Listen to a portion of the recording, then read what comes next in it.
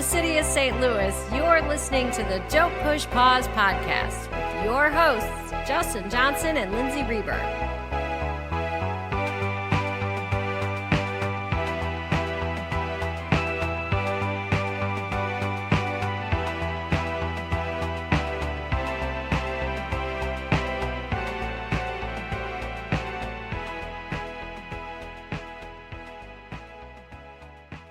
Welcome to the podcast. Welcome back, everyone. Hello, Justin. So, Lindsay, we were trying to think of a good summer movie, and we definitely love to gear toward horror movies every now and then. Usually we stick to October, but we're trying to think of something fun, and it's summertime. There's bugs everywhere, and we came to the decision of, like, what's a good creepy crawly movie? And Arachnophobia we settled on, and I'm really glad we're doing this movie. This isn't one of those movies that has like a big making of behind the scenes story. Surprisingly. But it is, it's one of those movies that you kind of forget about. And then you're like, oh yeah, Arachnophobia. Like, I forgot how much fun this movie was. And sitting down to watch it, it had been a while since I'd seen this movie. And it truly gives me the creeps, but it's also a movie that is family friendly in the way, there's not a lot of gore, but they use a lot is left to the imagination, but they really do crank up the intensity and really kind of makes you feel like, if you watch this movie, I'm getting ready to go to sleep and I feel like there's something on me. It really does psychologically get into your head. Since starting all of the research and rewatching of this movie, I feel like I see spiders everywhere now, or feel like the other day at work, I made someone check my hair. I'm like, I feel something is in my hair. I know it. But Arachnophobia, I always try to tell people that don't like scary movies, sometimes it's fun to get scared, and they're people, those particular people are like, I don't want to be scared. That's not fun to me. Arachnophobia is the perfect example of that, because you're watching this from the safety of your couch.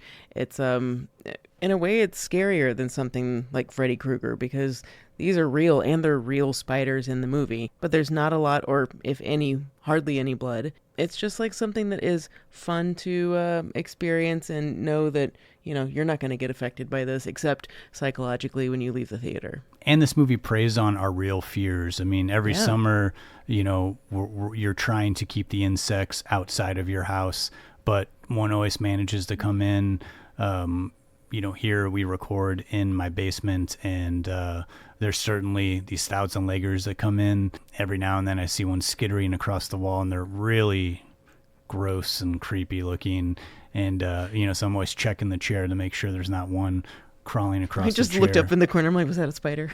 But as far as spiders go, I probably had more of a fear of spiders when I was younger, especially big, creepy, hairy spiders. I mean, little bitty spiders. I've come to understand how friendly spiders are and useful they are. And we have plants down here in our podcast studio. In the corner of the windows, I don't kill those spiders up there because they're killing the bugs that try to kill my plants and try to eat my plants. So this movie's funny because in a way it really makes spiders out to be like Jason Voorhees or Michael Myers. I mean, that's the approach that they take in this movie. And very much so in the same way as Spielberg did with Jaws. It's like, making this real thing an animal and turning it into like this killing machine, like it has a lust for killing humans and blood. And they do a good job with that in this movie, I think, without going over the top. But, real people, in the movie, the death count's pretty high in this movie. I mean, these spiders kill like 4 or 5 people within the first hour of this movie. And, the town gets pretty freaked out, and they do have the moment where it's just like, how are there so many of these things? They're just coming out of the sink and all kinds of stuff, just literally taking over a house and trying to kill everybody. I love that what sets up Arachnophobia, how the spider gets into this sleepy little California town, is that it has it's vengeful. It's targeting this one man in this Venezuelan forest who stomps on one of its friends. I mean, the shot of the spider looking, it's looking at the guy I'm gonna take this guy out, and that's what it does. It sets him up as this killer. And I think it's funny how we accept it, how it's happening, that you're just like, yeah, this spider straight up going back to camp, hunting this guy down in his tent and is going to take him out. We just accept it. And that's also part of the fun aspect of this movie because it, isn't really based in reality, but using something that is very real.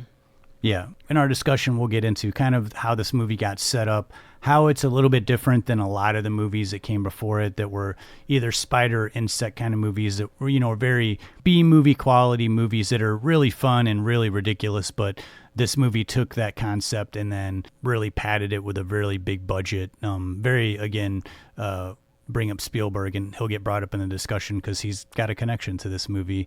And then we'll also talk about some of the other creepy crawly movies that we watched in preparing for this, as well as our picks of the week, which we both chose not spider movies because we're going to talk about other spider movies in our discussions, but our picks of the week are insect related films to kind of fit in with this whole spider arachnophobia insect creepy crawly discussion. What was your pick of the week? Spiders bother me, definitely bother me. I have nightmares about them. But the one creature that is worse than a spider to me is a tick. And I went with Ticks from 1993. Have you seen this before, Justin? I've heard of it, but I've never seen it.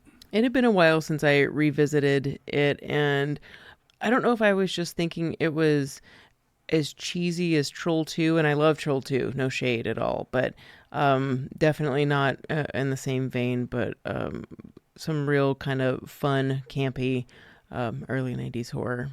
Can I ask, is this one where the ticks are larger than a normal size tick, or is it regular size ticks? Oh, for sure. Yeah. Okay, all right. Yeah. The thing about ticks that I don't like, one of many things, I don't get their evolutionary purpose other than serving as food for birds.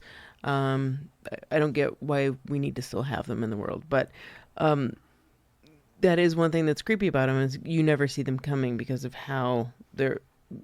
What are the biggest ones are still tiny, and then they just get tinier and tinier. Yeah. These are a good softball size. Oh, Jesus. Okay. But they're really fast. So, zombies, creepy. Are they creepier when they're moving faster? I don't know. To me, I think they're creepier when they're slower, but these ticks are moving at a pretty fast pace. All right. Yeah. Justin, what is your pick of the week?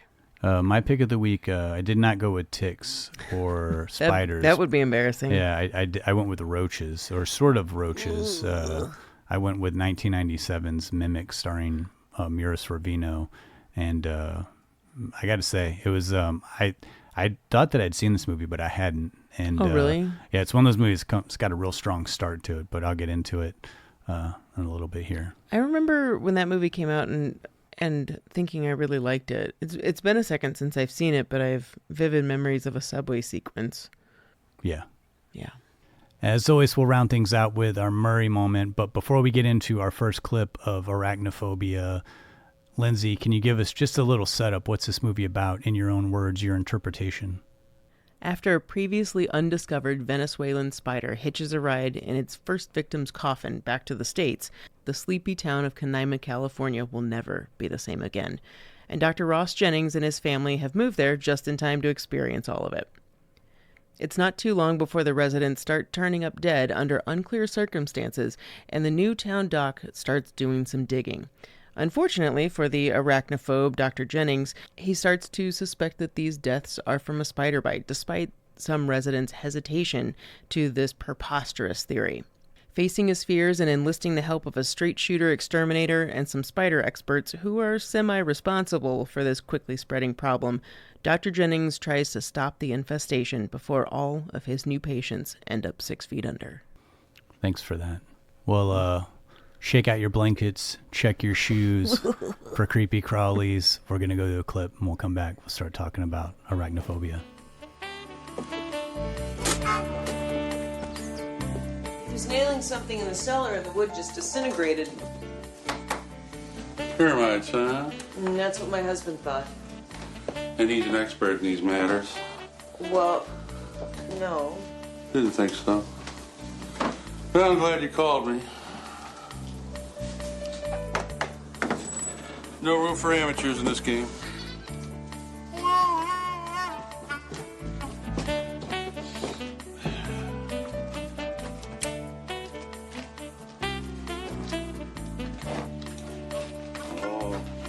Oh.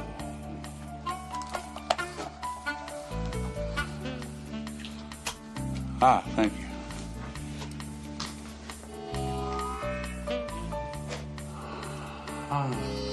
What is it?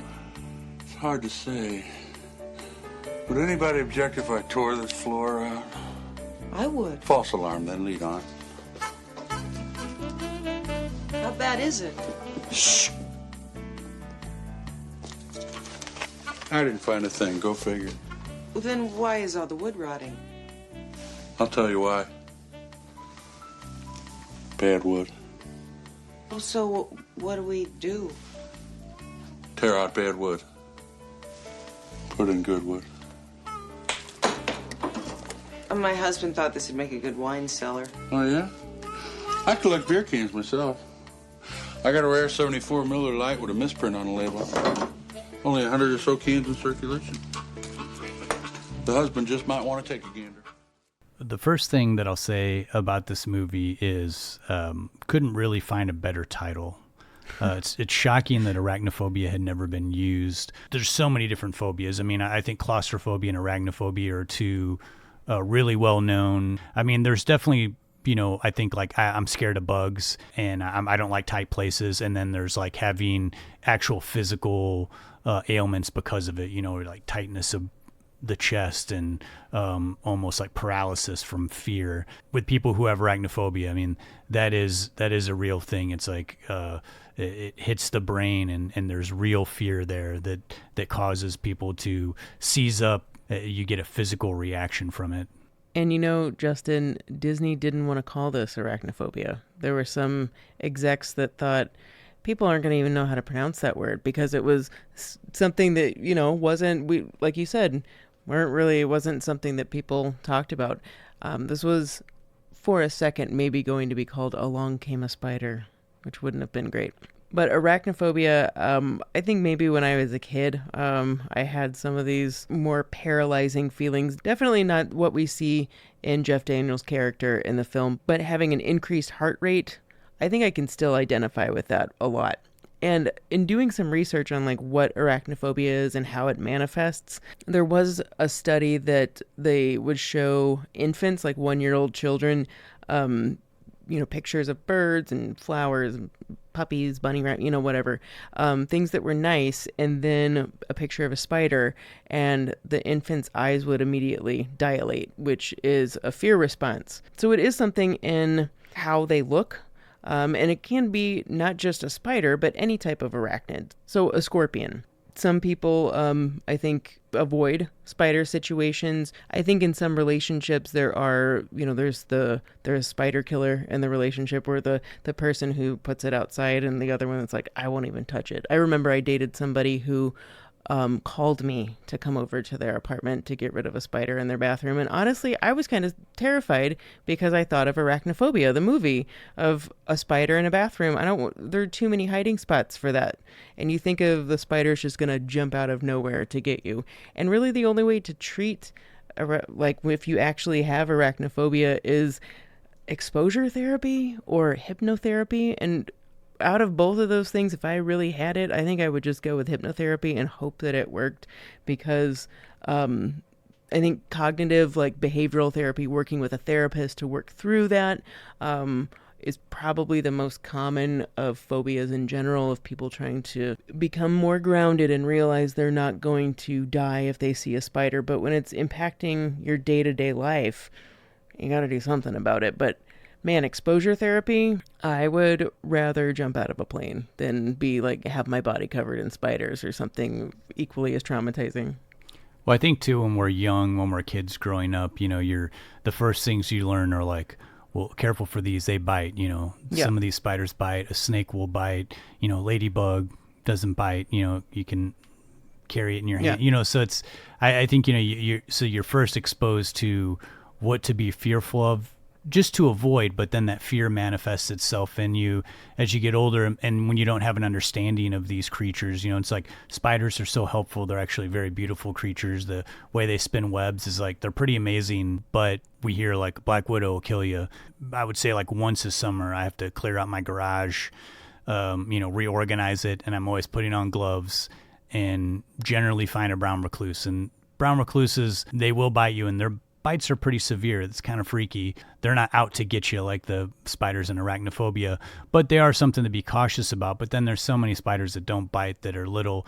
But I think we also too have all had some sort of incident, with, we get stung by a wasp when we're little, or, a spider crawls on you when you're a little kid and there's nothing you can do because you get scared. And so it is funny. It's like we grow up with these fears, and I think I probably did have a bigger fear of bugs and stuff like that when I was younger. But then, you get older and you're like, oh, there's a food chain, and this bug eats this bug, and this bug is helpful this way. And the more you learn about them, the less scary a lot of creatures are, I believe. I would tend to agree with you, but in like my case, I feel like I've just gotten a little desensitized, but I don't think my irrational fear is necessarily gone.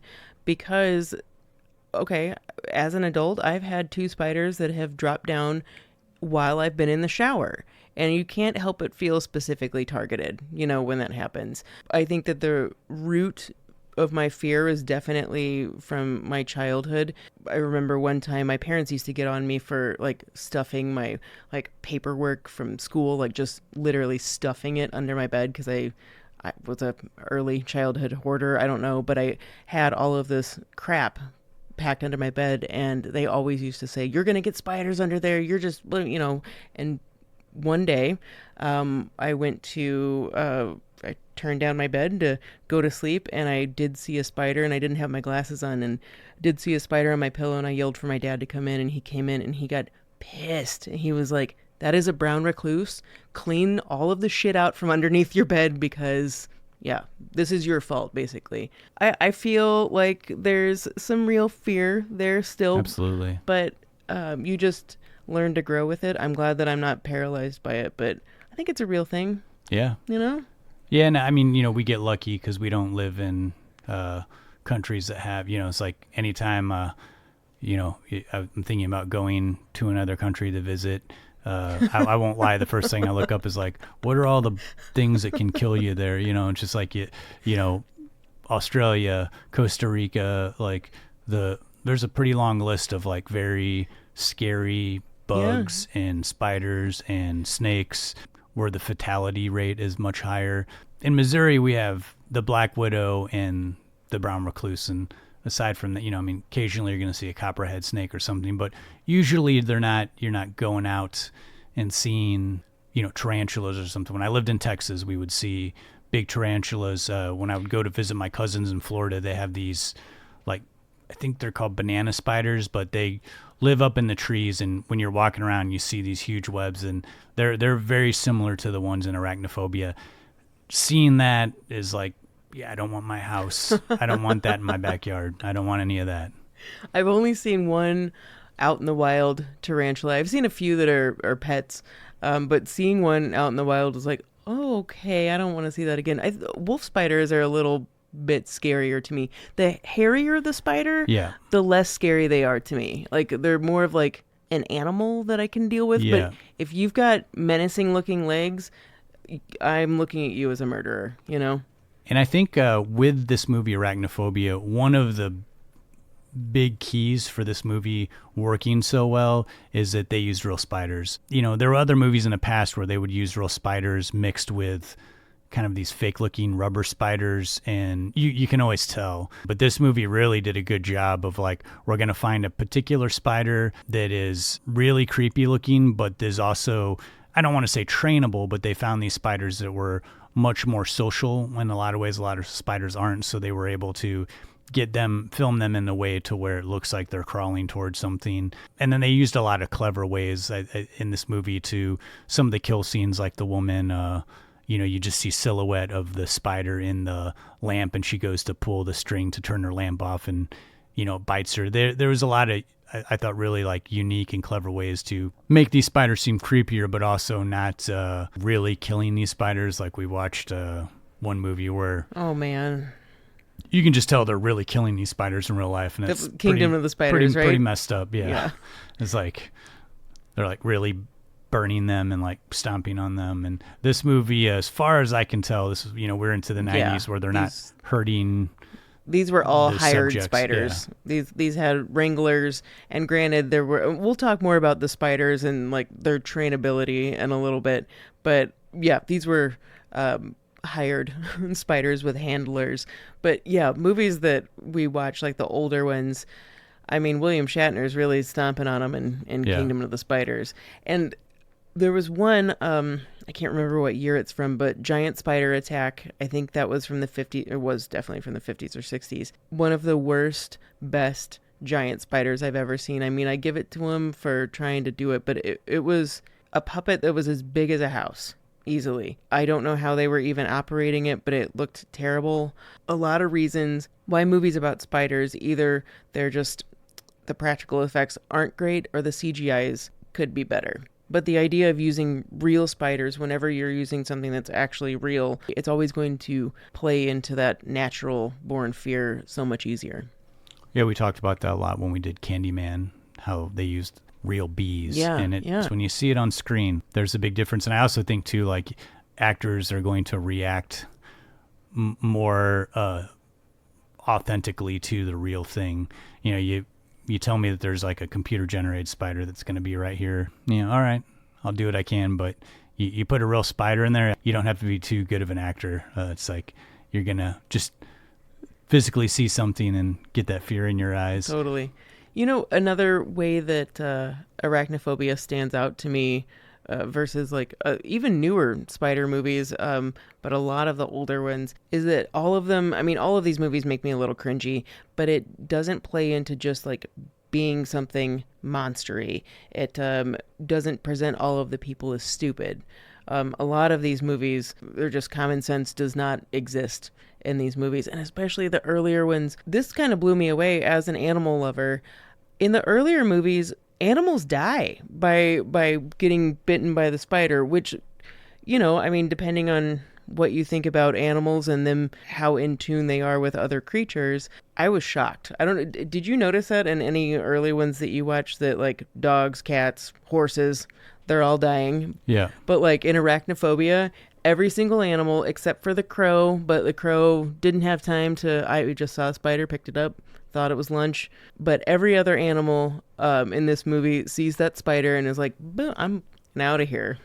Well, and I think too, what Arachnophobia did to elevate itself above a lot of these other spider movies that came out in 50s, 60s, 70s was adding the element of humor. I mean, this is a really funny script, and the Kingdom of the Spiders with William Shatner, I mean, it's extremely campy, but the first 25 minutes when I was watching it for this episode, it's like, man, this movie's kind of a bummer. It's like this poor farmer is like losing, all his cattle's dying. He's, and then his dog dies, and it's just like, oh my God, what horrible things can happen. And then he dies, and it's like, geez, but his Arachnophobia, sure, they have people die in it, but they are really intertwining the story and keeping comedy there. We'll talk about the John Goodman character, but a ways to keep humor in the script, even though you have these very, creepy moments with the spiders. I think also too, the big difference with Arachnophobia and a lot of these other movies was the budget. This was a $20 million something budget for a creepy crawly spider movie developed by Amblin Entertainment, which I brought up Spielberg at the top of this episode. That was his company. Right away, when you are watching the beginning of Arachnophobia, I mean, you can't help but be reminded of the opening of Raiders of the Lost Ark. It's not lifted completely from it, but I think that there's the same element, the same idea that Spielberg did, where he took these B movies that he loved growing up from the 50s and 60s, and then was like, hey, why don't we do a version of these, but like with a big budget and better acting and better action and more sophisticated shots. And Justin, that is a keen observation, because there's certainly a reason that the beginning is reminiscent of Raiders. That's because when Spielberg formed Amblin, his partners were Frank Marshall, who is the director of Arachnophobia, and his wife Kathleen Kennedy. They were the minds behind Amblin, and Frank Marshall was the second unit director on Raiders of the Lost Ark. He said that movie in particular is what kind of desensitized him to working with creatures, and there's a hell of a lot more of them in Raiders. He said that specifically the scene with the snakes and Indy and Karen Allen in the snake pit, and all of those snakes were, not venomous, obviously, but that no one wanted to shoot that scene. And as a second unit director, well, somebody's got to get that shot. And that was Frank Marshall. He said that doing that is really what set him up. And he'd been mainly doing second unit directing and producing on Spielberg and Zemeckis films. And he'd been doing that for 8-9 years before Arachnophobia came around. And this movie would be his debut feature film. He hadn't really thought about directing because mainly he'd been happy in his role in Amblin, and he was on the set of the movie Always, which also co-starred John Goodman. And the then Disney president Jeffrey Katzenberg came to Marshall and asked him if he'd ever considered directing a film. And I guess he had Marshall in mind for this script that he had gotten called Arachnophobia. It was a story primarily. I think it wasn't a fully fleshed out script, but original story by Don Jacoby and Al Williams. Jacoby wrote, I think you did Life Force one time as a pick of the week, Justin. Yeah, he wrote Life Force and Blue Thunder, but the script would definitely come to have a lot more revision. Marshall liked the idea and thought, this is a creature feature and something that I can definitely handle. He didn't look at it like it was going to be something Oscar worthy, but he thought that a script like this, a movie like this, is something that was familiar, that he could handle. The script he felt was a little too stiff. It was originally much darker with hardly any comedy. I don't think any comedy. Very straightforward. It needed some finesse, some nuance. But Marshall liked the basic premise and thought of it kind of in the idea of Hitchcock's The Birds, that it wasn't necessarily about the birds themselves. It was about this anomalous thing that befell this town. And Jacoby also said that The Birds was an influence on this, as well as Invasion of the Body Snatchers, which you can totally see if you know that movie well, as well as Them. My mom, when I brought up Arachnophobia to my mom, she was like, it reminds me of Them. To me, it's interesting that this movie came out the same year as Tremors, because they have a lot in common. I think this is actually a great double feature, even though Tremors is not a creature that is something that we know, but you do have this setup of like a smaller town, a peaceful town that's disrupted by some sort of creature, and then you have the people in this town are a little bit zany, they're a little bit unique. Similar movies like this that work are in the same vein with the script. Lake Placid comes to mind, where you're really walking the fine line between camp and just over the line of camp, to where, you have a little bit of humor mixed in. Sometimes these characters are a little bit cartoonish, but, you go to a small town, you're going to see some zany characters. And I like that that's like slowly worked in, but I do kind of like this, not generic setup, but I like this sort of a very familiar setup where Jeff Daniels is he's moving to this small town from the big city because he's going to be the town doctor. And, he gets there and immediately people in this town start dying. And there's even it's almost like a running joke that it's, he's the death doctor because, every time he looks at a patient, they end up dying, and is it something he did, or is it, something else that's going on in this town? And, we do get this great little opening of like how the spider actually got to this town, traveling in basically like a coffin that with a guy that it killed from another country. It gets brought in, slowly starts reproducing, and we're getting a larger army of spiders. And the story, it develops a little slowly, than I think other movies do. When I was going back and watching some of these other spider movies, it's always like they figure out this whole thing within like 20 minutes, and it just feels really like rushed, and like some scientists or doctors like, oh, well, what if it's this? And they just have it completely figured out. Whereas like this one, they allow the script to breathe a little bit, and there's a little more time for us to get a little bit of story, get a little bit of the doctor character, a little bit of the town, and then in between those scenes of information, we're getting the creepy crawly stuff that gives us the scares that the audience needs. Since you bring up tremors, which of these things would you rather face? Would you rather face the graboids or these spiders, personally? I know my answer. Well, I definitely wouldn't want to face the graboids because they seem to... I would rather Really? take that. Yes. They seem more menacing to me because at least with the spiders... They can kill you and you not even know that they're there. They can, that's true. They can sneak up on you. But the tremors, yeah, I guess you can hear them coming, but, these things we don't know anything about them, whereas a spider, Yeah, we know, okay. if it's going to bite you and they're smaller, the tremors, you can't, you need a stick of dynamite, something, you can't just kill them by stepping on them. You don't really have a form of defense, which is why they get more trapped in tremors, whereas arachnophobia, this is happening to a town. The first thing you do is you know what? I'm just going to hop in my car, leave this town for about 2 weeks till some professionals can figure out what the hell's going on. Well, they really set it up, though, in the script that, and this is much later, that we start talking about if this epidemic isn't stopped, this infestation isn't stopped, it's going to destroy this town, the next town, and so on and so on. And that by itself is pretty terrifying when you think, how can you eradicate this creature that can go under the radar? Like a graboid? I don't know. I could take it. When there's this fear of, and we're seeing a lot of that in the news, which is funny. It's like invasive species. That there's a new spider. Yeah, there's a new spider. And then there was several years now, several states are dealing with the spotted lanternfly. And it's like this idea of a foreign insect coming in and then infiltrating and then changing the food chain, changing, the ecosystem. So this movie doesn't really play into the science of that so much.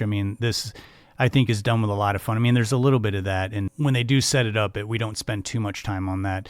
Once everything is set up, the movie really kind of takes off when it starts flying. And it's all about we have to band together to figure out where the source of these spiders is coming from and then eradicate them. And that's where the rest of the movie sort of lies. I think there's enough in here that gives the actors something to do, because I think that's the problem that you have with a lot of these movies where the real thrill is seeing the insect or whatever the killer animal is. Every now and then one of these movies gets it right. Same thing with Jaws, Tremors. The same amount of care that's put into creating the scary moments is put into the characters and making them either A, believable, or B, something somewhat relatable. The John Goodman character is totally goofy and zany, but you can totally see this kind of guy who's an exterminator that's kind of real cocky about his job coming in, and the way he views things, and also the way everyone is their placement in this town. We always have the sheriff of the town who's he's not used to this kind of thing happening around here. He's used to having total control of the situation, or the big city guy coming in town and getting ribbed by the local yokels.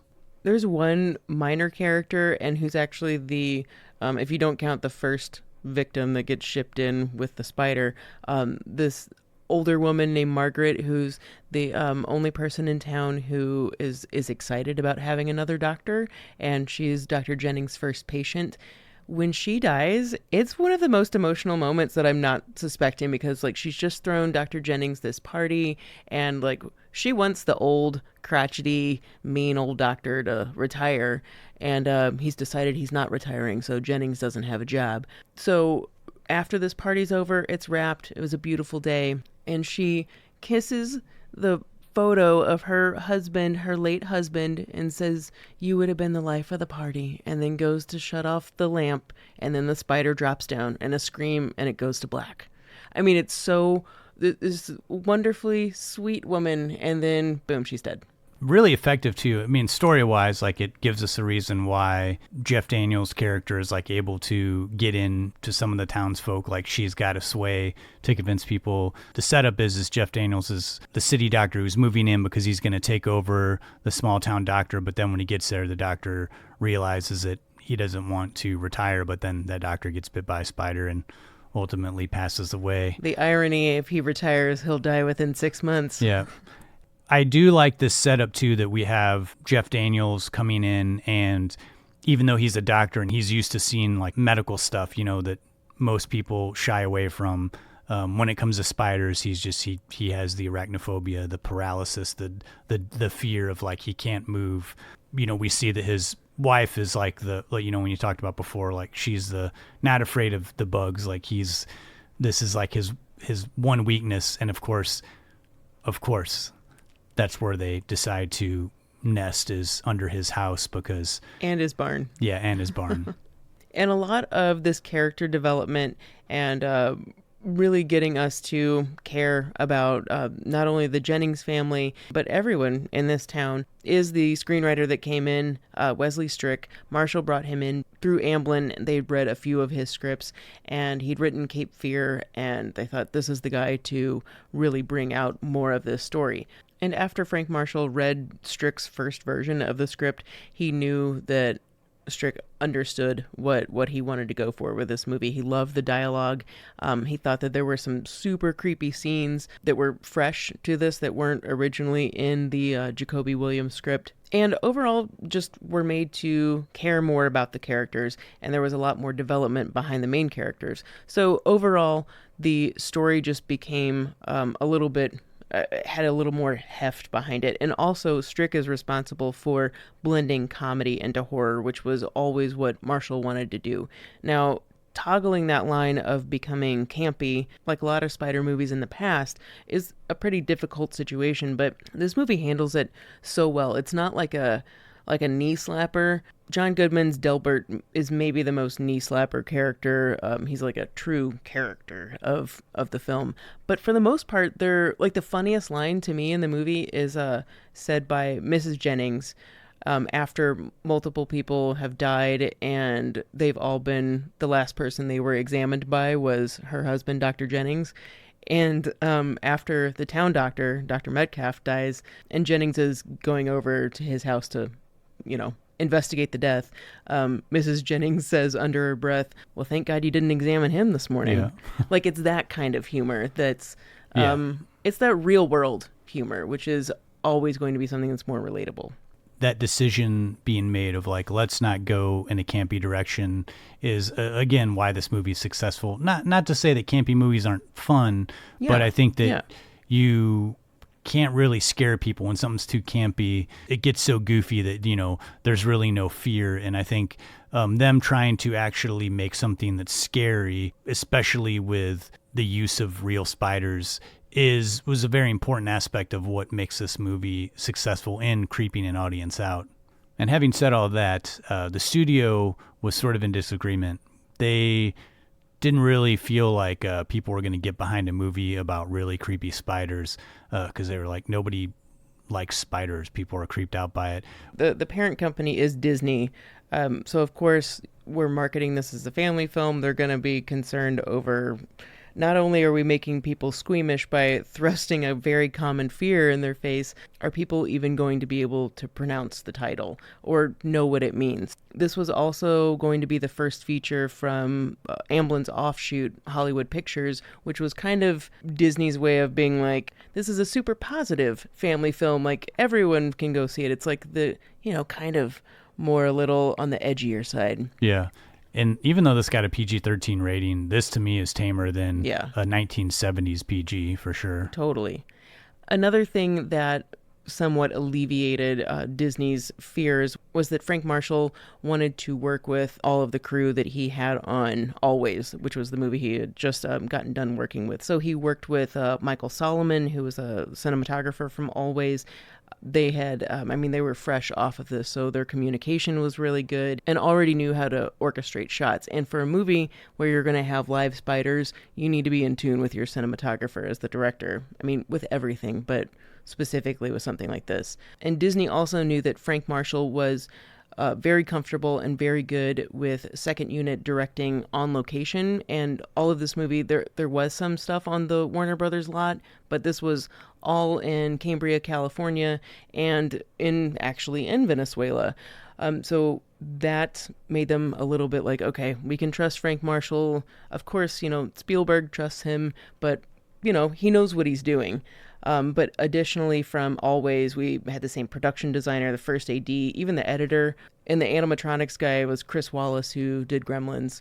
So we had some good brains behind this film that helped Disney to feel a little bit more confident on the back end of the production. Not knowing that information, it would seem pretty unique and weird to have like a big budget Hollywood movie, someone who's never directed step into the director's chair. This movie doesn't feel like that. This feels like a confidently made Hollywood film, and it's someone who knew what they were doing. And also too, it wasn't like a producer turned director that was like, this is my passion project, I'm only directing this one movie that's a script that I couldn't get anybody to make. It's like, this was just a fun movie, and he's like, you know what, I'm going to try my hands at directing. I think I can handle this. And went on to do several other movies. Not a ton. I mean, I think Frank Marshall stuck to producing, which is one of the things he did best. I mean, produced hundreds and hundreds of movies, but didn't really direct any bad movies. I mean, you look at his filmography, it's, just he pick and chose, relatively Congo's exciting. So much fun. Yeah, Congo, he did Alive. He did,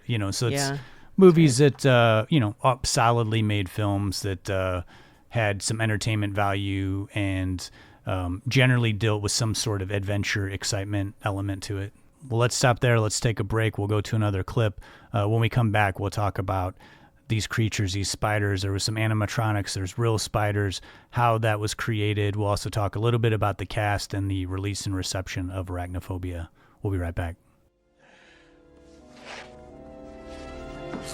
Damn! What's wrong? Some damn thing bit me. Oh my God, it's just a spider. Spider? Sounds like a damn cougar. Damn! Damn! I'm having a seizure. Sam, what should I do? Ambulance. Call Jennings.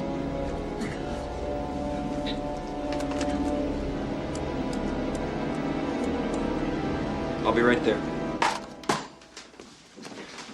What's going on? Metcalf, he's having a seizure. Thank God you didn't examine him this morning. I think this is one of the best examples of, we're going to use a real spider. We'll do a couple of shots where there's some animatronics going on, but for the most part, you're looking at the real thing, and on screen, it just makes it all the more creepy. A lot of time and effort went into finding the right spider, the right species to use. Ultimately, they ended up using the Avondale spider, which is not indigenous to America.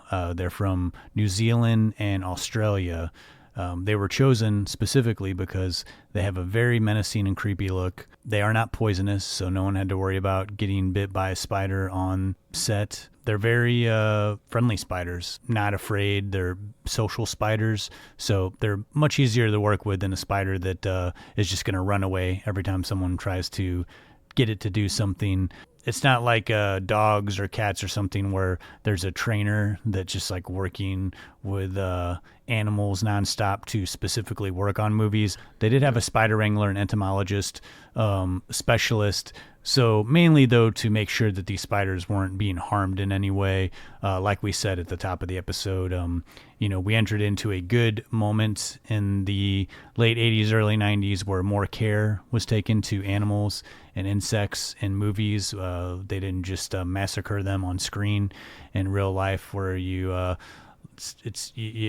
go back in time. Some of these movies, I won't get into details, but I'll never watch Milo and Otis again. Used to be a childhood favorite of mine, and I just assure you, if you're an animal lover, don't go looking up the behind the scenes of that movie. But nothing was harmed in the making of Arachnophobia, as far as we know, at least that we could research and find out. Yes. And there was a science that went into Frank Marshall choosing the Avondale spider. They did something that was called, they dubbed it the Spider Olympics. The Avondale, the huntsman spider, various wolf spiders, like some Peruvian spiders. All of these guys were in something that they dubbed the spider condominium. So what I envisioned was this like chest of drawers, and they had all of these different kinds of spiders in these little deli, plastic containers where they hung out until they were ready to do these audition for the film. Frank Marshall was, number one, are they creepy? How does it show up on camera? Can the camera pick up the spider? Does it look creepy? How do they walk? Can the spider climb glass? That was definitely something that was going to be needed for the film. And I mean, all spiders can pretty much climb everything, but how is it going to look? How fast can they move? How big were they comparatively, to each other? The Avondale spider, I think, could be varying degrees, was generally like a 3-inch size. And could they be motivated? Could they be directed? And the Avondale was the one that won out. It was the most well-rounded of all of them after the audition. The biggest thing that people wonder about this movie is, how do you corral spiders? Like Justin said, you can't train them. So the Avondale spiders, since they are a little bit easier to work with, they used a hairdryer, like hot air, to encourage them to move. So if you're blowing hot air underneath them, something that they're on or at them, they're going to move away from that. So that's how they're directing them in the preferred direction. Now, this wasn't an exact science necessarily. You could get them to move in a direction, but Frank Marshall, the cast, everybody had to adapt. So sometimes it's a waiting game if they're going to go in the direction that you need them to, or you're going to have to adapt your shot and adapt what you're going to be doing as an actor in the scene. If they didn't want them to go in a specific direction or a specific area, they used Pledge, like the furniture spray, because it was slippery and they wouldn't go on it. And they did a pretty good job of, they would use the real spiders, shoot a shot of the real spiders. But then a lot of times when they're interacting with a human, generally wasn't in the same shot, or they would do the point of view of the spider where it's like moving toward a person. I mean, occasionally you get the shot where you see a human and the spider in the same frame, but it seemed like for the ease of shooting, trying to find a good balance so that you're just focusing on either the spider or when they, of course, when they're doing like the wide shots, you'd see everything in the frame. And Frank Marshall wanted to make sure that things like that were included, because when you see a human with all of these spiders around them, that's going to be terrifying. Like that, none of this is CGI. In fact, there's only one CGI shot in the entire film, and that's the Jennings house, like a wide shot of it being covered in spiders. The only thing that's CGI. It's kind of amazing in this film. I'm really happy that they went with the Avondale spider too, because I think most people are familiar with tarantulas, and you can find tarantulas in, so many different places, even here in America, even parts of Missouri. I think you can find tarantulas. Yep. They certainly had them in Arkansas when I lived there. And it's something that we're familiar with. It's even, we all had that one person at their school when they were younger that had like a pet tarantula. Yeah. And so even though they're really creepy looking, having the spider that looks a little bit more unusual and foreign to us, I think makes it a little bit more creepier, at least to an American audience.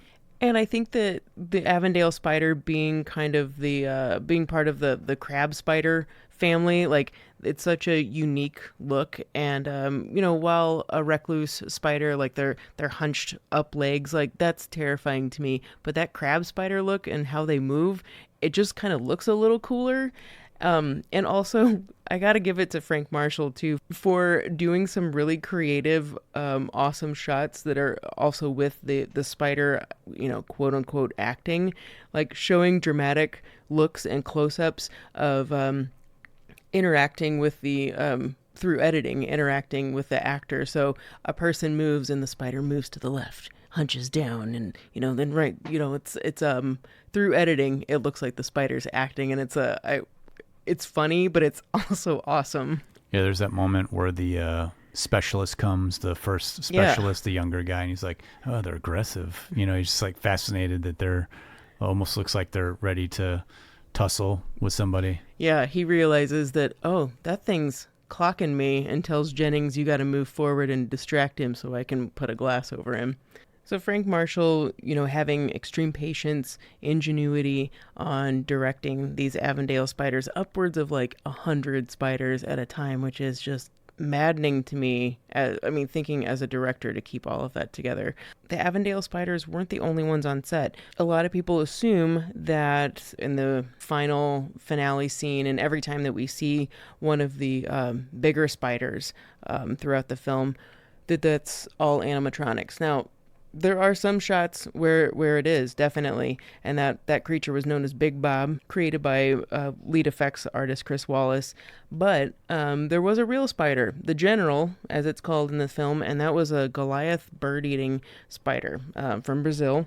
South America, man, breeding all of these creatures that make me never want to go to that continent. I've seen a video of one of those bird spiders, like, that kills and eats birds, and it's very disturbing.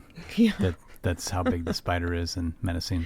I mean, it is really cool to not have just gone with an animatronic creature because, I mean, at the end of the day, you're going to have to, if you're going to have a spider acting, just one as a actual character, you're going to have it at least be partially animatronic. But that said, that you can't really tell where that's happening is really impressive. And in order for this movie to work, Chris Wallace had to be like on his A game in order to make it look believable. Yeah, just having that job of like, I'm going to make a fake spider and it has to blend well. Because like we said, some of these older movies, they'd have these fake spiders and it just, man, they just stick out like a sore thumb. When you see a scene, it's like you see 4 real living spiders and about 30 fake spiders and it just doesn't look good. Doesn't look good. But for the animatronic spider, there were 3 different models, or like around 3 different models of Big Bob, like a normal size with like a 10-inch leg span, a mid-size, and then a close-up Bob. So this gave Frank Marshall a lot of different options. There were certainly some rubber dummy spiders that were needed to fill out some scenes. But for the most part, I mean, all of these were real spiders. With the animatronic, like Queen, where we see, descending from the ceiling in the final battle scene, or crawling. Animatronic, yes. But when blended with the actual real spider, I can't tell the difference. And I've watched it like numerous times now, trying to spot where it is. And maybe like there's one part in the basement where it like skitters really fast across the ground. Maybe that was animatronic. Could have been, but I don't know. It could have been the real thing too.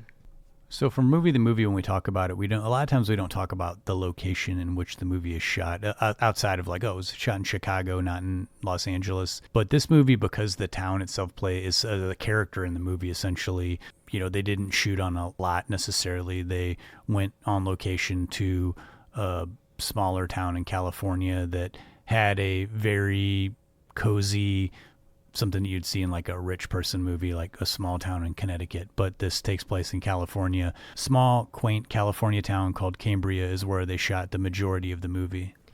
And I'm not even making this up. Cambria is my favorite town in California. My mom and I went there one time and had no idea anything about this town. It was just like this sleepy little cozy town, and we're going to take in like right along the coast. I gotta say, man, it made me want to move there. I don't know what the population is, but it's really small. And the quaintness that you see Cambria play as Canaima, California, does exist there. Victorian little town has kind of, not uppity, but like an upper mid-class, feel, but then has all of this like beautiful forest behind it at the same time as having the most picturesque, rocky beachside that I've ever seen in my life. It's like one of those places in the 90s where your money probably went a long way. Yeah. You're going to move to this part of California and you can buy a bigger house for something that you can't get with a small condo in San Francisco, where Jeff Daniels' family comes from. Periodically, I do look up places to rent in Cambria and out of my price range. They kind of work that into the story too, where it's like Jeff Daniels is like, now he's going to have a wine cellar, like that's his thing. And he kind of makes a few jokes about it. Like he collects wine and, they've got this area underneath the house it's like a cellar. It's not necessarily basement. It's a wine cellar. Yeah, it's a wine cellar. It's like one of the selling points, I think, of the house. Yeah. And so, there's a couple of little characteristics that are worked in. It's like, He's wealthy. He's going to be the town doctor. They've got a nice. It's all makes sense why they have a nice house, and all the houses around there. It's clearly not a very big town. I mean, they even show like a map of like where all the different deaths of the spiders happen, and it's all like centered around where his barn is. What a great moment too, man! Like a moment realization for poor Dr. Jennings. It's like, oh, I'm the hub of this. I do wonder where Delbert lives, the John Goodman character. Yeah, right. Before we move to the next awesome location, I just got to say one quick thing about Cambria. Every October, the entire town participates in a scarecrow festival for the entire month, and there are tens of thousands of scarecrows all around, in front of every business, at stop signs.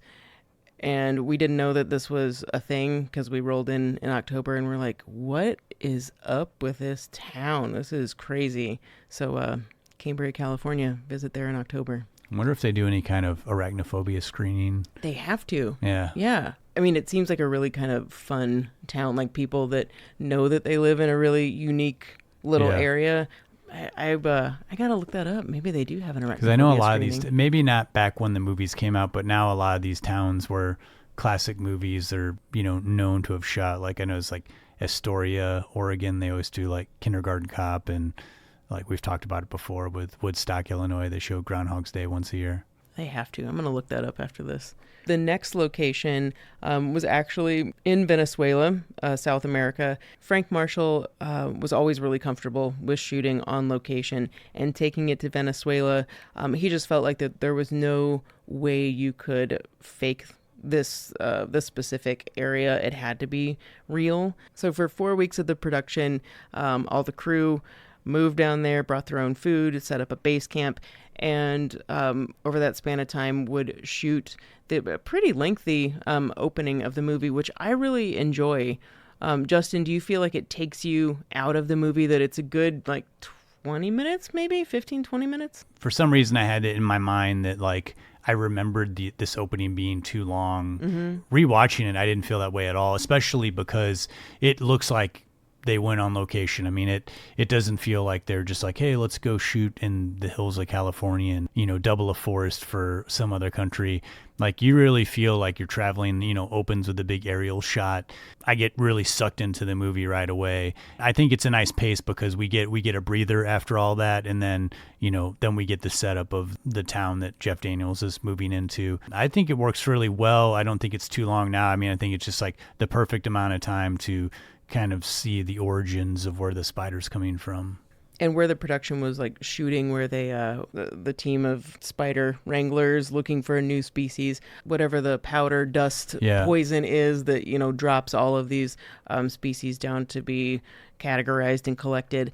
So that's a natural area called a tempui, which is a plateau topped mountain. It's way up high, but it has a drop down. It's often like a sinkhole and is its own ecosystem.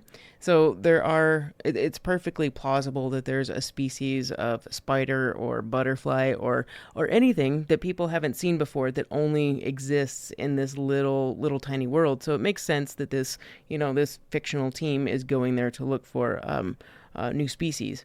The crew really had to, helicopter into all of these places. And I think no production had ever filmed in a tempui ever before. For films that, you can tell where it is a fake forest on set, there's not one part, there's part of me that watches it and thinks that this has to be fake. There's no way, the lighting, everything. But I mean, look at it again when you go back and watch this. Everything is real legit, even to the point that it became hard sometimes for the production that they would have a couple minutes of sunshine to be able to use, not only their lighting, but the sun, but then it would be completely cloud covered for hours and hours, and they would have to be up there waiting it out in order to just catch 2 minutes of the right amount of sunlight in order to continue filming. And Lindsay, since you bring up the beginning part of the movie where the crew's going in, spraying that stuff up into the trees, I want to briefly talk about the cast, just the main players here. But Julian Sands, who plays Dr. Atherton, the specialist who eventually comes to the town, but plays a pretty pivotal role in the beginning of the movie. I really like that they don't overdo it with his character, because I think that's what keeps the movie grounded in the beginning. You know, if he was kind of poking too much fun at the photographer guy, or like just really playing it up very big, you know, like he's some like eccentric scientist or something. I think it's like just right. Like he feels comfortable in the setting that he's in, and he seems knowledgeable enough and curious enough. And then there's like, you know, he cares enough about that the photographer that came in is like got bit by something, is sick, you know, and it's like, we got to send him home. Makes enough of an impression so that, you know, when we're like 45 minutes into the movie, we haven't forgotten like, oh yeah, there was that guy in the beginning. Because it is, when they do cut back to that his character, it's like I remember like, oh yeah, man, we really got pretty far into this movie. You almost forget like there was a good 25 minutes of him, you know, setting up the story. I think that's a really good point about him not being too uppity or being over the top as far as being a scientist researcher looking for a new species, because it plays well against Mark Taylor, who plays Jerry Manley, the first victim of the spider, because he's kind of the run-of-your-mill American and who's into football and just happens to be along for the ride as a nature photographer for this. He's more of like the foil in this. We can probably guess that if we're going to have a death in the beginning of the movie, it's definitely going to be that guy. But that character actor is just one of many in this film that do such a great job with the limited time that they have on screen. I think the main weight of the movie is on Jeff Daniels' shoulders. We talked about Jeff Daniels briefly when we did our Speed episode. He picks and chooses some interesting roles here, because this seemingly doesn't seem like a role that has a lot of meat to it, at least for a type of actor that Jeff Daniels is. But then, you know, we did find out when we were researching Speed that sometimes he would jump on movies just because he needed a paycheck. And he was like, you know, am I in more than 20 pages of this thing? And do I die? I don't. Okay, I'll do the movie. He adds that humor that only Jeff Daniels, I think, can add, that sort of like sardonic, sarcastic. He can say something like really sharp and witty, but it doesn't cut too deep, you know. It's like only the people around him seem to get his style. It's a fine line to walk with a character like this, because I mean, he moved his entire family here and then come to find out that, oh, the job isn't available anymore, and it has to seem realistic. And I feel like the way that Jeff Daniels' character approaches all this, I never feel like this is just thrown together, you know, even though it's a movie where I'm supposed to get scared about spiders. I'm fully invested in his character and why his family's there, and like, what's going to happen to him? He's not getting the job, you know, and you feel bad for him immediately. And once he's able to get brought into the community, you know, you're like, okay, this guy's, you come to find out like, oh, he's the one who has the arachnophobia. He's the one that's deathly scared of spiders, which is brought up several times in the movie. And you just know from that point on that ultimately he's going to have some sort of final showdown with an arachnid of some sort. Jeff Daniels really does extrapolate a lot from this character. Like, he's kind of a little salty but sweet at the same time. And then, yeah, you're right. When we realize he's not getting the job, like, this is something that people can identify with. Not only this family that moves to a new town, uproots his family, and then things don't work out as you expect them to. And this is counterbalanced with us finding out that, I mean, I'm just going to call him a coward, that he's afraid of spiders. So we can look at him as like this strong, you know, confident guy who has this extreme weakness and ends up having to be the hero at the end. And man, that final scene, just take a moment and like really think about what Jeff Daniels has to go through. I mean, he's battling an animatronic spider and having to make it look real. Like, he looks crazed, scared, freaked out, but also like out of his mind, you know. And he's doing a lot with being the only person in that scene and playing a guy who is facing the most terrifying thing that he can imagine. And he also has a look about him that I believe him as a doctor, because sometimes, totally. You know, you have these movies, especially kind of B-movie types, where they're just like, this guy doesn't seem like a doctor, let's just throw some glasses on him or something, and you just don't buy it. But Jeff Daniels has like a movie star quality about him, but he also looks like someone that's, you know, sort of would like dress basic, and it's like he's more about the job. He's not really worried about being popular or looking good for the town. He also pulls off the doctor look too when he goes over to Dr. Metcalf's house in the middle of the night and he's just like got on his boxer shorts and in a shirt. He still looks like a doctor. My favorite character in this whole movie is, hometown hero for us, John Goodman. And as much as I do love John Goodman as a main player in a movie, I feel like the movies that I love his characters the best are when he comes in and does like a small little roles like this. He just comes in, knocks out some sort of eccentric, wacky character. Once his character is introduced in this, you had to know that they were going to use him for the trailer. His sort of like he's the town exterminator. The entire conversation that he's having with Jeff Daniels' wife is like absolutely hysterical. It's just like, he's like, yeah, I'm a collector myself, and he's like, sees the wine cellar and he's just trying to communicate on any kind of level, but at the same time sort of has this like goofy arrogance about him. Like, like he's the hero of the town. Like he's here to help. And they kind of keep that humor along once he has to team up with the rest of the town to help defeat these things.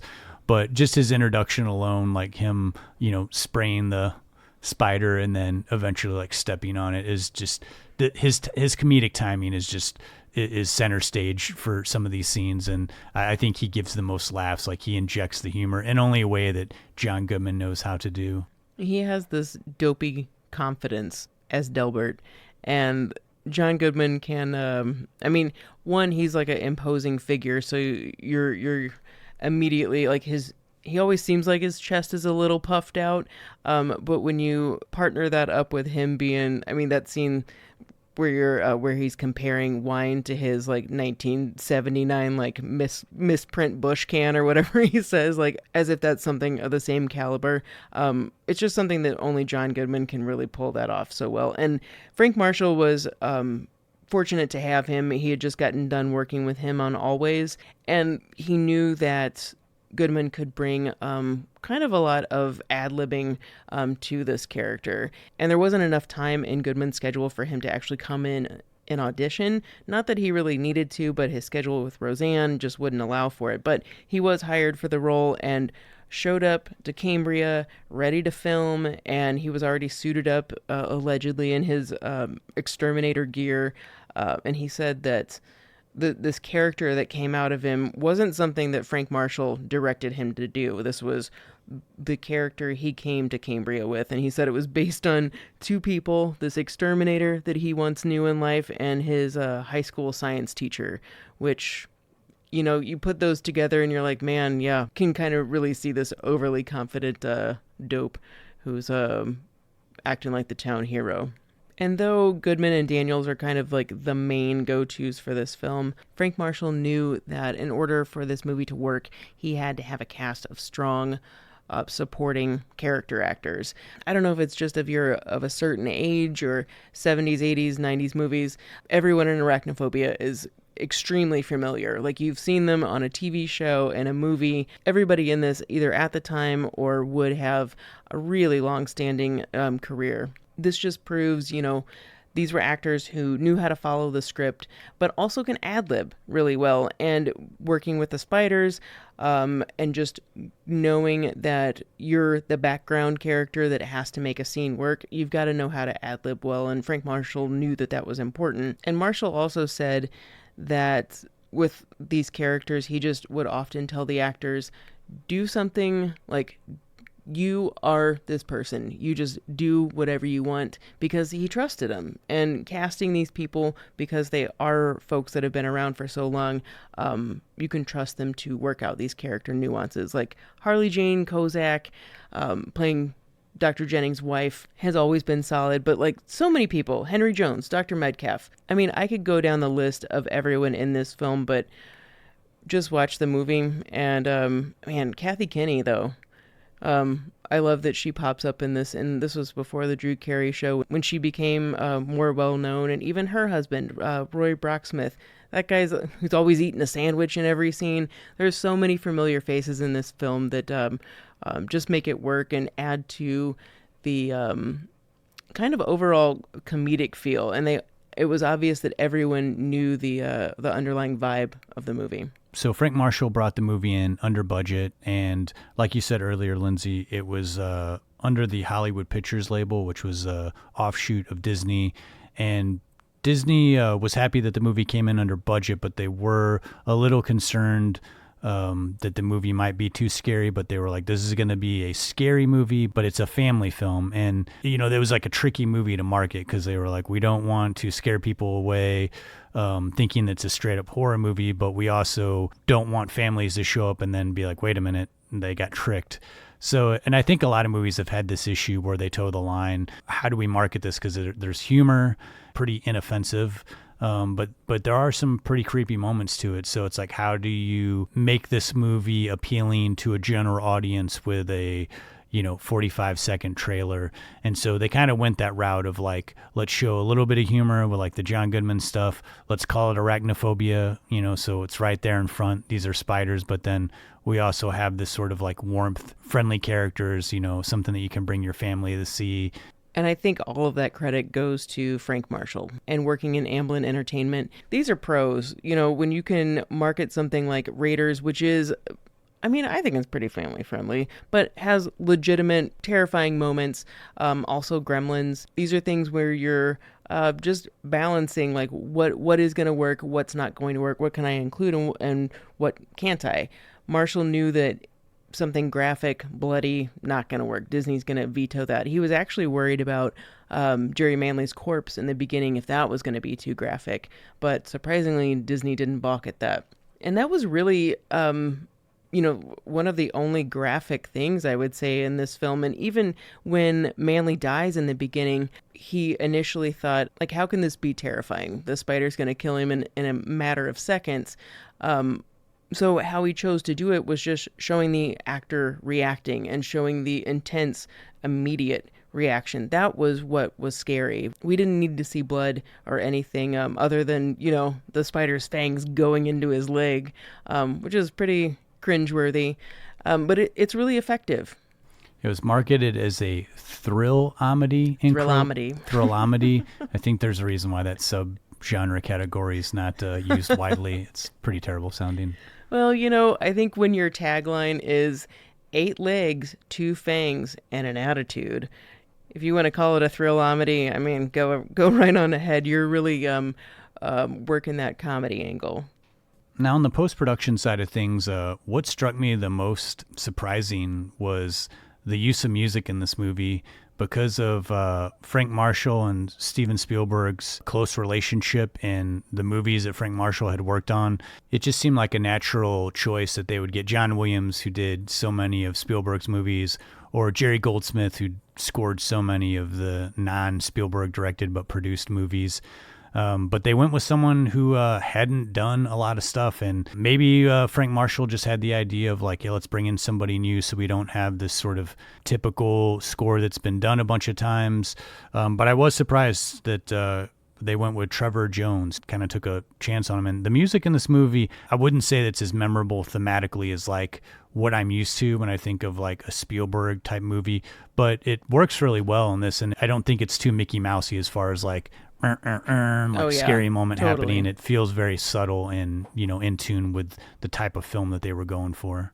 And you're right, Justin. It makes perfect sense to consider those composers, especially with, a movie that has a really decent budget. But Frank Marshall admits that it really came down to none of those guys being available. And Trevor Jones, he said, honestly, was a last-minute choice because of his availability. They were running out of time, and he was who was available. And luckily, he had conducted his own orchestra before, so he did have that confidence there. And he brought his audition tape in. It was very orchestral, very thematic. I think he turned out a pretty formidable score in a very, very short amount of time. It's, creepy, curious, but it does really follow the emotion of the film, which at the end of the day, that's what you want the movie to do is guide you emotionally. And it really did kickstart Trevor Jones's career too. He went on to do the soundtrack to Free Jack, if you remember that movie. Oh, yeah. He scored Michael Mann's Last of the Mohicans, Sylvester Stallone's Cliffhanger, G.I. Jane for Ridley Scott, Kiss of Death. I don't know if you remember that one from the 90s with Nicolas Cage. A lot of it was like during that crime Tarantino wave of movies. I do remember that. Somebody who was already well into their career who has a song in this film is Jimmy Buffett. And he closes out the movie during the credits with the song Don't Bug Me. Man, I forgot that song existed. As soon as the credits roll, I mean, it's, if you know who Jimmy Buffett is and his voice, you're like, is that? It sure is. And listen to those words, because boy, is it a Jimmy Buffett song. It is wild that we've had 2 movies in the last 3 months that close out with a big name with a song that was made for the movie. Yeah. That for the end credits, it was not really super memorable. I mean, you know what? I will say Don't Bug Me is a very memorable song. Do I want to jam it all the time? Right. No. Well, I just think his movies do you remember Billy Idol's Speed or Jimmy Buffett's Don't Bug Me from Arachnophobia? Most people are like, wait, what? I mean, but do I want to do an impression of Speed and Don't Bug Me? Yes, I do. We need to create a playlist of non-memorable single songs made for the end credits of movies from the 90s. We could just create a cover album, you and I recreating these songs. I like it. Well, Arachnophobia came out in the middle of July and was a modest hit. Made $55 million on a $22 million budget. I remember the marketing in this movie being something that I wanted to go see. I think they did a really good job of getting people to the theater. Perfect time to release a movie like this in the middle of summer too, because this is when everybody's they're on vacation, there's a spider, and wherever they're at, their cabin or wherever they're at fits perfectly into that time of year. And this was I think it was 4 or 5 years ago. I do screenings in my backyard, usually about 5 or 6 every summer, and it's 5 or 6 years ago we did Arachnophobia, and we had pretty good turnout for it, and people were legitimately getting creeped out in the scenes. And watching a movie like this outside when it's kind of buggy is you get that 4D effect where feels like something's on you every time creepy crawly comes on the screen. Man, I'm really sad I missed that, because that is a great outdoor movie, Justin. Frank Marshall knew that he created a very effective movie as soon as the first screening for this film was underway, and he said that multiple people had their legs up off the floor and were really huddled together and terrified, which is, I mean, I do that at home watching this movie every single time.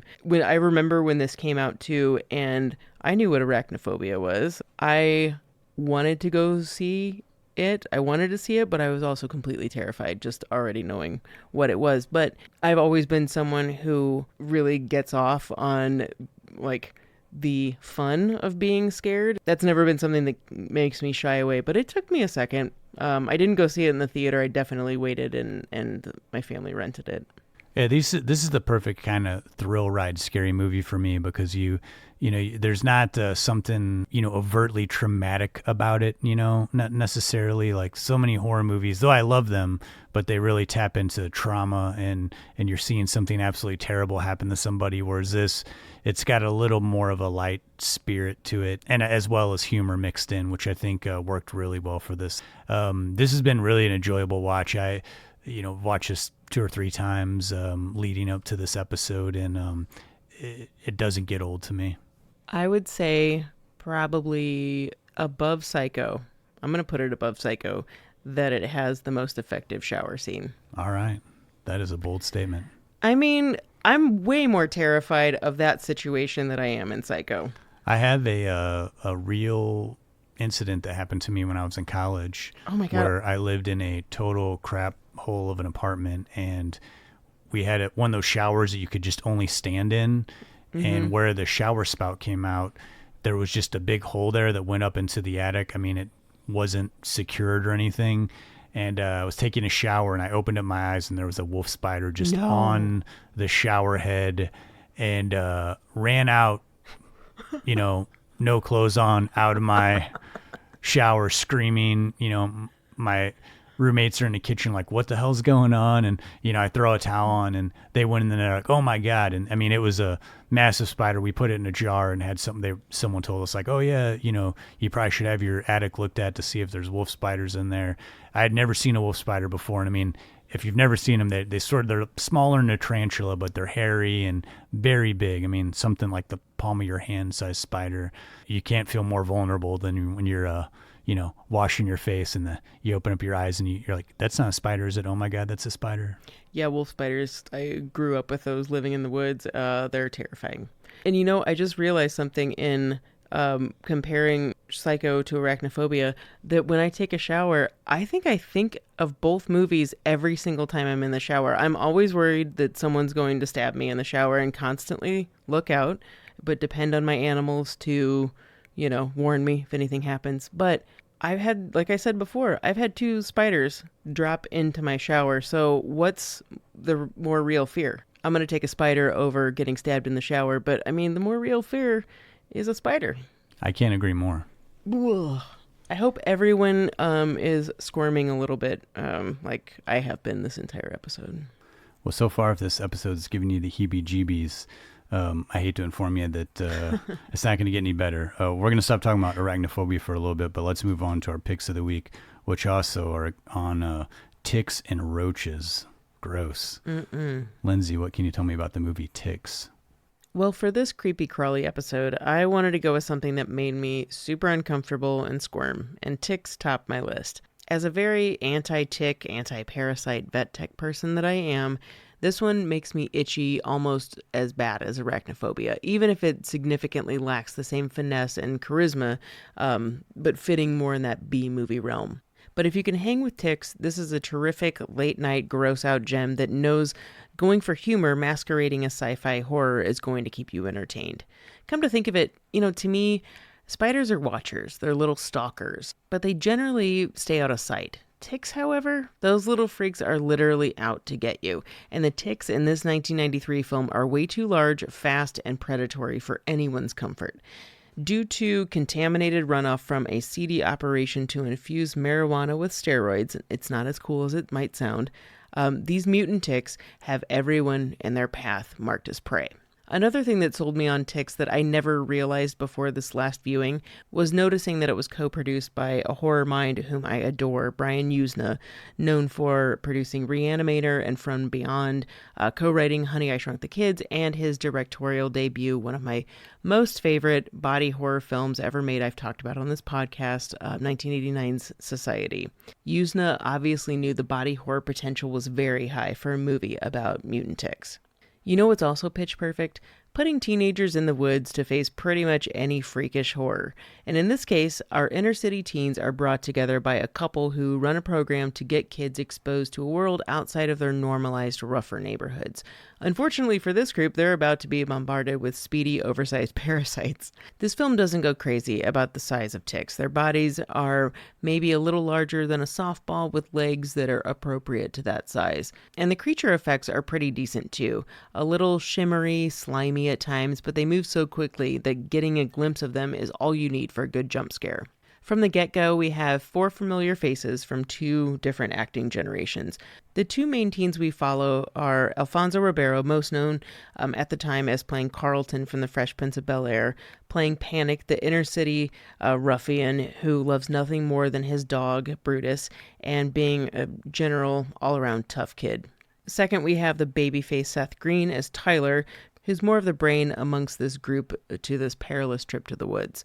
The main camp leader adults, Charles and Holly, are 2 faces who were all over 80s television. The late great sweetie Peter Scolari of Bosom Buddies and Newhart, and Rosalind Allen, who for me, I feel like made appearances on every single TV show I watched as a kid. There's also a sub-story that finally interacts with the main action, and probably the most abused character in the film, and really probably one of the most abused actors in movies throughout all of time, and that's Clint Howard, a totally wonderful character actor who has rolled with the punches since becoming a child actor in the early 60s. Clint's sections of the story are not overly violent, they're more comical and going for the grosser the better, but he does get beat up a lot. He's kind of ground zero for the first tick attack. Well, I guess him and his poor hamster. Throw in a couple of accidental foot and bear trap moments, and Clint is easily the most knocked around person in the movie. His side story spices up the familiar horror trope of teens being ravaged by terror in the woods. As for the effects, there's no shortage of tick action nor sighting these speedy little critters. If the spiders of Arachnophobia made your toes curl, these 8-legged mutants won't be easy to take either, but if you find the humor and horror, you're going to totally be okay. The creature effects team were very solid here, but there's no part of me that thinks that these ticks are real, unlike Arachnophobia. The visual choices too, presumably like the ticks are filmed at a higher rate of speed, which adds to their overall creep factor, and I think distracts from anything that could possibly make them not look as effective. The movie's not limited to just simply tick attacks either. There's also a chance, once the ticks bite and feed on you, that they might also gestate inside your body and then explode out. It's fairly gnarly, and if you roll your eyes at low-budget special effects, it still works and feels so much more visceral than what I'm sure these special effects would be done today digitally. Ticks was a direct-to-video release on a $1.5 million budget, and this was a smooth move for this movie. It has decent special effects, credible actors, and was coming out at a time when the horror movie market was saturated. This is exactly the type of movie that's going to fare so much better on home video rentals and on television than in a theater. And now, in hindsight, I'm sure that the creators and stars never predicted that Vinegar Syndrome would put out a release of 4K Blu-ray special edition 30 years later. It's little gems like this that preserve that idiosyncratic time in sci-fi teen horror history, moments that remind me of what a perfect slumber party type movie feels like. There's a reason why campy horror movies and campy movies in general continue to entertain folks and get re-releases, and Ticks is just a lot of gross out fun, minus the hamster and dog death. R.I.P. Yeah, Ticks is one I'd never heard of, but I looked up some of the pictures of it, and just from your description, it kind of reminds me of one of those movies that would have been on like USA Up All Night. 100%, yes. Just like a really campy something to watch when you're like slightly inebriated. Yeah, yes, exactly. All right, Justin, it's your turn. I really need to be reminded about Mimic. So the version of Mimic I saw, there's a director's cut and a non-director's cut. I went with the director's cut because after looking up some information on this movie, it was co-written and directed by Guillermo del Toro. And from what I read, he had a absolutely terrible time on this movie. It was his first American film. He did it for Miramax, and the reason why it was so horrible, surprise, surprise, Harvey Weinstein basically didn't like the tone of the movie, tried to get Del Toro kicked off the film, actually stormed onto the set at one point, tried to get him fired. It was only Mira Sorvino that saved Del Toro from getting kicked off. But once he was done, Harvey Weinstein basically took over the editing of the film and did not give Del Toro the version that he wanted. And Del Toro worked for a long time on getting this director's cut and said it's not the movie that he wanted, but it's as close as a version of it that he wanted. And it kind of sealed up some of the wounds from the horrible, he said, just horrible time. He said he's never experienced anything so terrible in making a movie in his entire career. And that says a lot. He's made a lot of movies and now is a Academy Award winner. This is a big budget movie. This is like a $30 million bug monster movie. The opening of this is really interesting. It's like takes place in New York. There's this disease that roaches are carrying, and it's killing young children. Really has like a really dark opening. And so the CDC hires a doctor played by Mira Sorvino, who's also an entomologist. And she creates like a hybrid bug that goes in and it kills all of these roaches. And then kind of saves the day. She becomes like a hero of the city. And we cut to 3 years later. And somehow these bugs, the movie will explain it way better than I ever could. But they've somehow were supposed to die out, this hybrid bug. But instead it evolved thousands of generations. So it kept evolving, eventually mimicking humans that have become its prey. And it's killing people in the subways of New York City. And eventually this comes to the realization of her husband now, who is the head of the CDC. He also has an assistant played by Josh Brolin in a really small role. It's wild seeing Josh Brolin in such a tiny role. And he's actually the comic relief in this movie. So they eventually are all trapped down in the subway underground to try to fight off this bug that's become almost human size, pretty creepy. The whole opening, I would say like the first act of this movie is great. And then in the third act, when they're stuck down in the subway, it kind of stretches out a little bit. And this is the part where I don't know if like the Harvey Weinstein, interrupting the movie and like kind of not letting them have the movie that they wanted. But it really feels like it doesn't know what it wants to be anymore. And the characters, once they're trapped in the subway, we have Charles S. Dutton. I love that guy. But he just plays the same character in every movie. And they don't give him anything to do other than just like sort of just shoot off random history about the subway system. He like knows all this stuff. Josh Brolin's just kind of like doing the same jokes that he did in the beginning of the movie. And so this part of the movie, it just feels like it sags a little bit, but overall though is a very, I would say like effective monster type movie. Like if you're just sitting down, it's not too terribly gory. I don't really jump in movies, and man, like the first like 35 minutes of this movie, I jumped like 3 times. But I will say that it is one of those movies that, where it sounds almost like people are like talking like a hushed whisper when they're doing a dialogue, and then the music gets really loud, so you're going to be battling the volume remote if you're watching late at night and you have people that are sleeping in your house. Like you're gonna be like turning it down, turning it up, turning it down.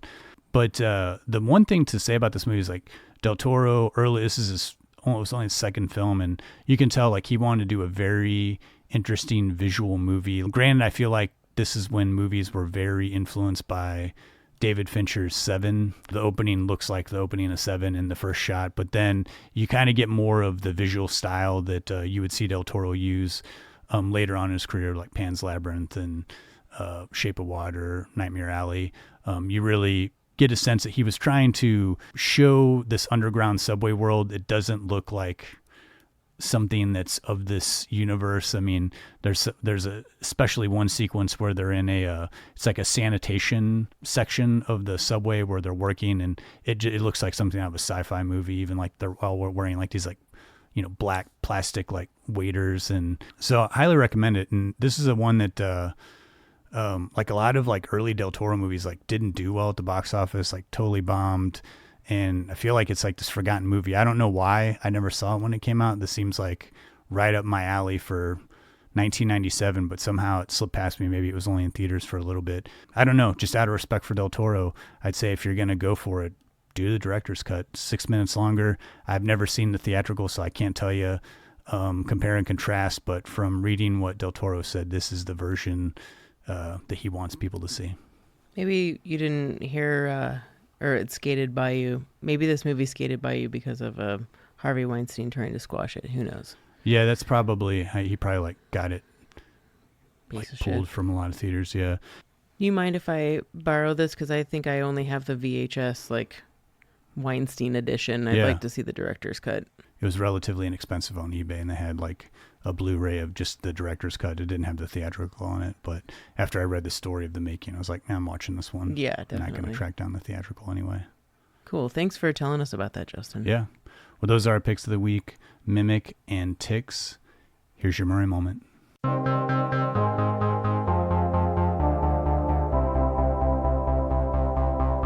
Chicks dig me because I rarely wear underwear, and when I do, it's usually something unusual. I think I need a root canal. I'm sure I need a long, slow root canal.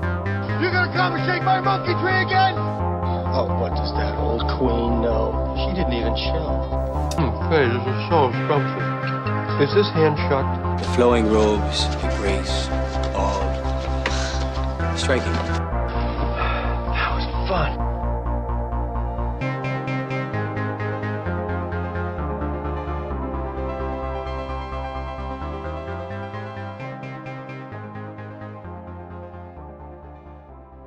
These are those moments where I'd love to call Bill and just ask if he's, deathly afraid of spiders. But alas, here we are.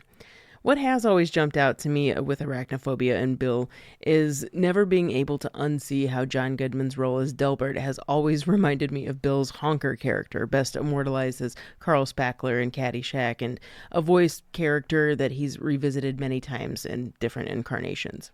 But as we said before, Goodman's inspirations come from elsewhere. The two men do share more than a few friends and commonalities between them, including the 2014 film The Monuments Men. And I wanted to just paint this picture for you. It's a classic tale of the very essence that is a Murray moment. But first, a little background. Monuments Men starred George Clooney, Matt Damon, Goodman, Bill, Bob Balaban, Cate Blanchett. It's centered around a small platoon of a larger force, like less than 370 men and women, that were tasked with this mission during World War II, to rescue, return to the rightful owners, and preserve works that were stolen by German forces at the time. It's so wild and incredible that this even happened. This is a true story. That those with some type of art background volunteered or were sought out to track down and save something that embodied the best of humanity, art and history. Hitler wanted to erase so much, and this group fought against that on the back end. You have to know a little background to understand why this Murray moment we find ourselves in the United Kingdom and various locations in Germany, where Monuments Men was shot. Behind the scenes of this primarily male cast, Goodman tried to hang with, as he said, the A-listers, like Clooney and Damon, who went out amongst their surroundings, had a good time out drinking and whatnot, but Goodman himself was not much of a schmoozer nor a drinker. In this interview that Goodman gave, he said, "I just didn't bring much to the party." And he puts himself down a lot in this interview, but he brightens up when he starts talking about hanging out with Bill. George bought everybody bicycles, so I'd go ride bikes with Bill. Like, can you imagine seeing these two out in the wild riding bikes together? Goodman said he and Bill connected on that level, a quiet-like exploration of wanting to have an adventure in unfamiliar surroundings when they weren't filming. We'd just get lost, and they'd have to send guys in cars out to look for us, he said. They had to make sure Bill's not going to cross over any borders or cause any trouble. Goodman remembers a very classic Billy move he pulled while they were biking around in a small town in England. Women would approach him, so Bill would pick him up and throw him over his shoulder. He's always been like that, Goodman said. And in previous Murray moments, I've mentioned Bill doing this to Gilda Radner and Sigourney Weaver. In these cases, either of these two or others, Bill does this to people who seem nervous, to loosen them up, to distract them from their minds that are spinning, just to help them take the situation not so seriously. And in this instance, I can only imagine strangers coming up to him, being really verklempt, tripping over their words, and seeing Bill taking this moment to recenter these starstruck women. Goodman described a very innocent adventure every time they'd go out together. It was like after school, he said. Like, "Mom, I'm going to go ride bikes with Billy. Okay, I'll see you later." And in a way, Bill kind of made Goodman feel a little freer than before, and without throwing him over his shoulder. "I wish I had that sense of place that he has," Goodman said. "He knows who he is, and he's very comfortable in his own skin. I just love him. He's a force of nature." They'd met a few times before, a long while ago at Tipitina's in New Orleans, where they were both seeing the Neville brothers. Goodman said they didn't hang out, but he felt free to approach Bill and introduce himself. Another time was at Saturday Night Live's 25th anniversary in 1989. I don't think anyone, least of all Goodman, could have predicted that they'd someday be riding bikes in Europe, just sharing time, space, and adventure together 15 years later. So I hope this visual of these two jokers biking around stays with you. There's just something very peaceful and human about the whole thing. I feel like if you've ever had an experience with someone just getting lost and discovering a new place together, that you know exactly what I'm talking about.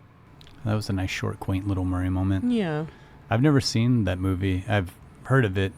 It's like a streaming movie or no? I can't remember. No, it wasn't streaming. You can borrow it sometime. Right. I really enjoy that film. It's like, I'm not somebody who's really into historical films, so it's kind of a little bit lighter than that, but it's like a war movie, a buddy movie, kind of all in one. But the fact that it was a true story, and from what I've always read about it, pretty factually accurate, like based on actual people, events. I mean, without those people, the Monuments Men, I think something like 2 million pieces of art and statues and things were recovered from the Nazis, and like we wouldn't have that now. They would have and there were plenty of pieces of art that haven't been recovered that the Nazis did destroy, but without those guys, we wouldn't have a lot. That's interesting. It's like a different take on like a sort of war movie. Yeah, like stuff that you're not even thinking that anyone would have cared about, but had people not had the, forethought to think, the Nazis are trying to destroy civilization and eradicate everything. We have to preserve something. It's pretty cool. Yeah, I'll check it out. I will borrow that from you. Yeah. I'll loan you Mimic. Oh, yeah, we should trade. Well, thank you for that Murray moment. Of course. Did you have any final thoughts on arachnophobia or spiders or anything creepy crawly before we close this episode out? There was a friggin' brown recluse at my work the other day. Of course, I was the one that spotted it. I tried to kill it with the end of a broom handle, and all I did was anger it, and then had to make my 5'10" boss get up on a chair and kill it. That's not my final thought, though. I did like learning that there's this lore on the Warner Brothers studio lot that there was a rumor that they actually did have poisonous spiders on set of Arachnophobia, and that some of them got loose. And that I don't know if that still lasts till today, or if there's still people that tell that, but apparently it's not true. I'd like to believe it's also not true, and I'm sure those spiders are dead by now anyway. And one more thing that's, behind the scenes, you might not think that the death scene of the Undertaker, Roy Brocksmith, and Kathy Kinney, where they're sitting on their couch and they're sitting down to watch Wheel of Fortune, and it's the popcorn scene where the spider gets them. That was actually the most arduous scene to shoot, because they had to wait for the spider to act. They had to. You can't coax it out of this popcorn bowl and follow it around like exactly where they needed to direct the spider. So the spider was kind of ad-libbing, in that scene. And I guess it took a really, really long time to get that actually perfect. So when you see that little segment, just know that was a giant headache for a lot of people involved with it. Yeah, there was like way more good behind-the-scenes stories with this movie than I anticipated. It's fun with a movie like this because you don't think about it. And I think the idea of using real creatures, you don't think about it after a little while, like how difficult it is. But a movie like this, I mean, any movie where there are, what do they say, animals and children are an absolute nightmare. Like spiders? You kidding me? That's not an ape. Like spider, you got to wait for that thing, if it's even going to work. What about you, Justin? Any final thoughts? Not so much a final thought on the movie again, but just reading. I'd recently watched Jaws. I was watching it in July, and the parallels between this movie and Jaws. I mean, they take so many things from Jaws, like so many movies do. Where it's a movie about a predator on the loose. It's I an just animal. watched it on 4th of July too. Is that when you watched it? Yeah. Oh, we watched it on the same day. And I was reading that Peter Benchley, for years, was upset about the novel Jaws, because after it got turned into a movie, so many people had a fear of sharks, and they're like, we just got to kill sharks, eradicate them. Oh yeah. And so did a lot of conservation type stuff. I was curious with this movie when it came out, it's just because it's very much paints spiders as you should just kill them, even though it does have the spider specialist in the movie, and it gets ridiculous at the end. You have this massive, gigantic spider. It kind of got me reading a little more about spiders, and so I wanted to end on a positive note of this not being kill spiders if you see them.